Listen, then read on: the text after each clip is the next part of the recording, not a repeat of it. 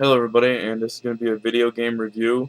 Um, Not too often I play a movie-based title and actually like the game. Usually it's like okay, but this one here I love, but it's not it's based off the movie, but it's not based off the movie, and anybody that owns this game, if they haven't played it yet, I would recommend going to play it, and it's Thor, God of Thunder on the Nintendo DS. Um, and yes, you do see the last boss on the back of the cover. Uh, each boss, like there's some bosses that are massive. Like all you see is their head. Well, some bosses you see their whole bodies. The first boss to me gave me the first real trouble because I had to learn the patterns. And when you face a boss for the first time in this game, that's the first thing I recommend learning their pattern. It's a side-scrolling platformer game. Uh, well, side-scrolling platformer slash beat 'em up.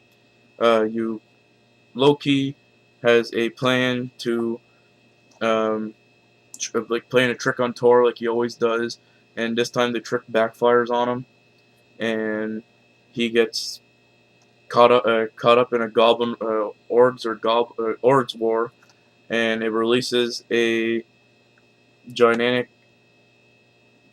giant a giant life form, which Thor is the only one that can stop him, but he had to go from place to place, gathering these things to help him save Asgard, because that's what the creature's coming for.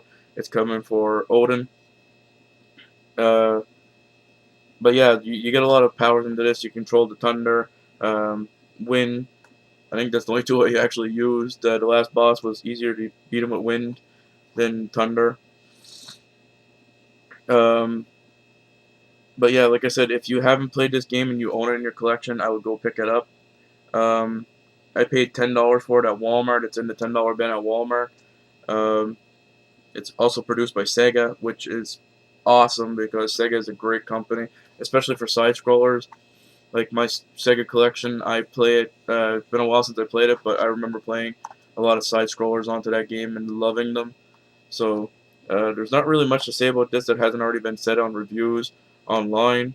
My first impression of the game was like I seen it being played on a review, and I said it looks good, but maybe the gameplay is gonna suck into it. Then all of a sudden, I played the game for myself, and the game was actually pretty good. The story, like I said, is just you're battling orbs, and then eventually Loki releases a big giant threat to the to Odin and the Argon. Just make sure I'm pronouncing that right. Um, Asgard and whatnot. You do see things from the movie, like the portal that transfer you from one place to another. I can't remember the guy with the giant sword, dressed all in gold, that controls the warp portal and everything like that. You see him. Um, the three characters that help you in the movie are also into it. Like I said, I'm not much of a Thor fan. That's why I know none of the names of the characters besides Thor and Loki. Like I can't even tell you like any of Thor's enemies. Um, but yeah, like I said, and then there's things you can pick up through the game that are called ruins, and those ruins will help you either give you extra health, more power.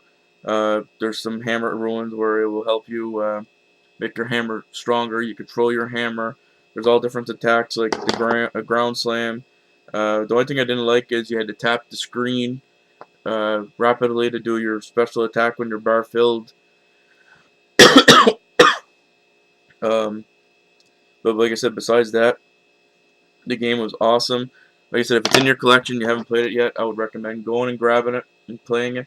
Put it in for a couple hours. It took me under 4 hours to beat it, so it doesn't take long to beat, and you'll probably have the same impression as I did. So this is my review on Thor, the God of Thunder. I would recommend this game to anybody and everyone, even little kids under above the age of 10, which is recommended for. But yeah, like I said, if you've seen the movie and you weren't a fan of the movie, get the game because the game for the DS is awesome. I never tried the um, 360 or the Wii or PlayStation 3 version yet, but I am getting around to it. So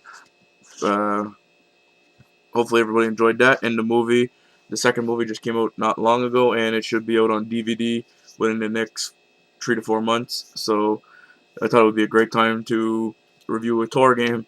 So you all take her easy and catch you later.